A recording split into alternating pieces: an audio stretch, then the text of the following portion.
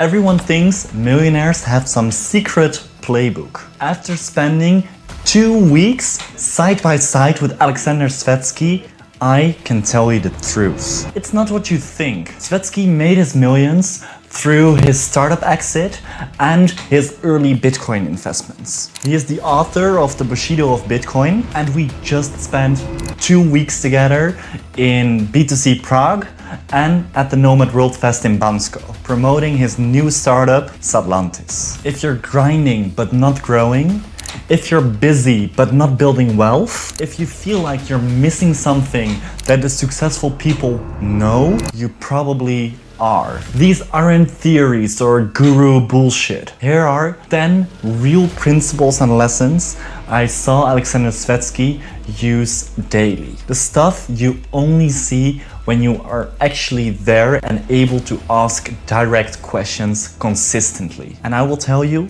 a couple of the lessons, they will surprise you. Here are 10 lessons learned from walking side by side with a millionaire for 2 straight weeks. Lesson 1. Life is like poker. The first thing Svetski said that stuck with me: life is poker, not chess. In chess, every piece is visible. Every move is calculated. But in poker, you play with incomplete information. You bluff, you fold, you take risks, and you read people. You ride luck, but you don't rely on it. And still, you have to play with the hand that you're dealt. Most people wait around, but the pros, they learn how to play any hand well. It's not about certainty. It's about staying calm, reading the room, and making smart bets. That's business, that's investing, and that's life. So ask yourselves, are you waiting for the perfect hand or getting better at the hand that you're dealt? Lesson 2.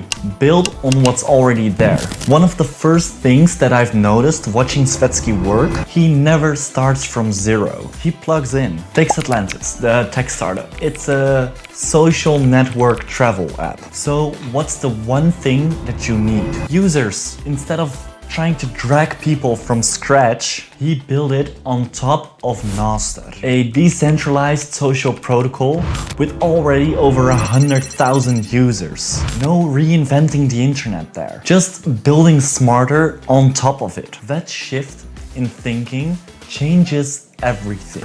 It makes you ask questions like, what assets are already there? Where is the momentum? What leverage is hidden in plain sight? Most people wasting years trying to create something special out of thin air. But the game is not to reinvent the wheel. The game is to stack on top of what's already there. It's faster, it's cheaper, and it's smarter. Lesson 3. Focus on one thing. We were in the car, driving through the mountains of Bulgaria on our way to Bansko. And I asked Svetski, what's your biggest mistake? And he didn't even blink. Doing everything at the same time instead of doing one thing right. At one point, he was running a solar company, launching a gym, and juggling multiple ventures like a circus act. And it collapsed. No focus, no depth. No depth, no real momentum. If you're juggling 3, 4, 5 projects right now, sustain the one that works. Kill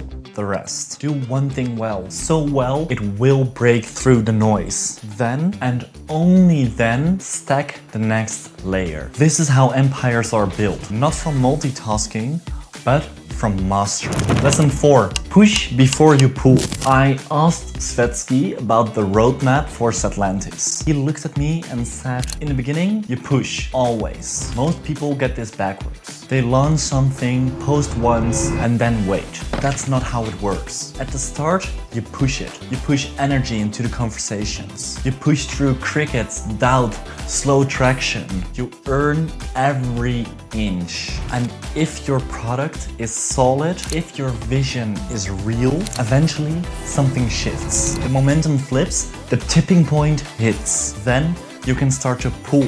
People start coming to you, but only if you pushed hard enough to be undeniable. He learned this from studying Instagram's early growth, and now he lives it. So ask yourselves, are you waiting for people to come to you, or are you pushing like hell to earn that right? Lesson 5, wait for the tipping point. The tipping point is real. It's that quiet moment where the energy just flips, when the push becomes pull, when people start showing up, not because you chase them, but because you earned it. I watched this unfold with Satlantis. Early stage, it's a hustle, all hands on, all outreach. That's why Svetski shows up on conferences, why he speaks on stage, why he shakes every damn hand, because that's the work before the pull. Most people quit before they feel it. But if you stay the course, if you keep showing up, stacking value, staying loud, the tipping point comes. And when it does, it changes everything. Lesson 6, go into detail. During one of our conversations, Svetski clocked something in. He looked at me and Fabio and he said, "You guys, you get the broad strokes, but you're missing the depth." He was right. We did some research, we created a Notebook LM podcast, but when the questions got specific, we froze because we hadn't gone deep enough. And that's the thing. In Svetski's world, detail is power. The more you understand the specifics, the more context you have. The more context you have, the better your decisions. You're way sharper in more scenarios. You're adaptable. Skip this step and you just build generic shit. Forgettable brands, shallow strategies that break under pressure. Want to be taken seriously? Go deep. Learn the edges, master the nuance. That's how you stop being replaceable. Lesson 7, build long-term relationships.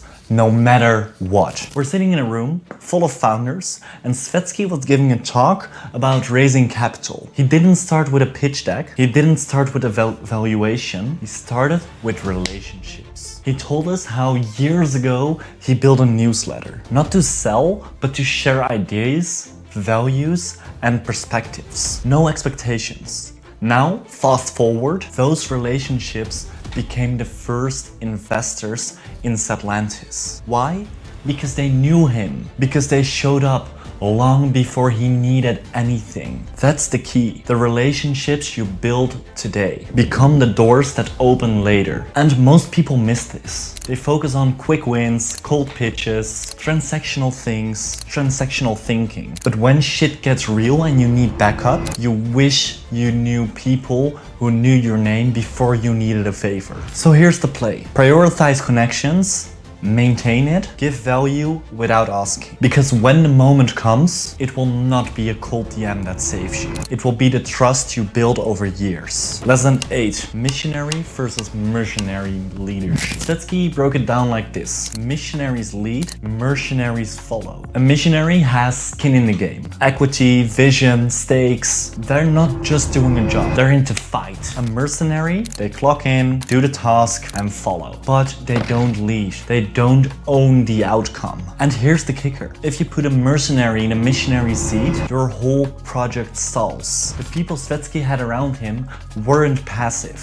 They led, they organized, they executed without being told. They thought for themselves because they cared. That's the difference. A team is only as strong as its leader. Put the wrong person up front, you spend more time cleaning up than building forward. So when you're building your team, ask yourself, is this person in for the win or just for a paycheck? Because momentum dies when leadership is just a job. Lesson 9, no bullshit, just do it. One thing about Svetski is that he doesn't waste words. When it's time to get something done, there's no fluff, no ego dance, no circle back culture, just action. I saw it firsthand. There was a moment with the Satlantis team where we had to make some decisions fast. And Svetski, he didn't posture, he didn't pitch ideas for 30 minutes. He just looked at everyone and said what needed to be done. Clear, direct, execute. And that's what works, because the cost of bullshit, delays, distractions, wasted energy. You don't create world-changing companies by talking about it. You build them by doing the damn work. So next time you think too much, you overtalk, you overplan, don't. Cut the noise, make the call, ship the thing, and save your words for your loved ones. At work, you deliver. Lesson 10. Control your energy and know how to talk to who. We were in the sauna, talking with someone. Me and Fabio. We were fired up, energized and a bit loud. But Svetski, calm, measured, low tone. He wasn't trying to dominate the room, he just read it. And the way he spoke, it hit deeper. It pulled people in. That moment showed me something most people miss. Power isn't volume, it's control. As an entrepreneur, your energy is your influence. Match the moment, match the person. Choose your intensity with intention. Because when you speak in the right tone, you become accessible. You create trust. You command the room without shouting for it. This is how leaders lead. With presence, precision, with discipline. To speak in the moment, not over it. 2 weeks with a millionaire, it didn't just change how I think about money. It rewired how I move. This wasn't about tactics. It was about how you show up, how you think, how you lead. I saw how discipline beats talent, how presence, not noise, build power. And most of all, it isn't magic. It's decision, reps, precision. Played like poker, with whatever hand you've got. So here's what I would leave with you. You don't need perfect timing to win. You don't need the perfect confidence. You just need to start playing the game, one hand at a time.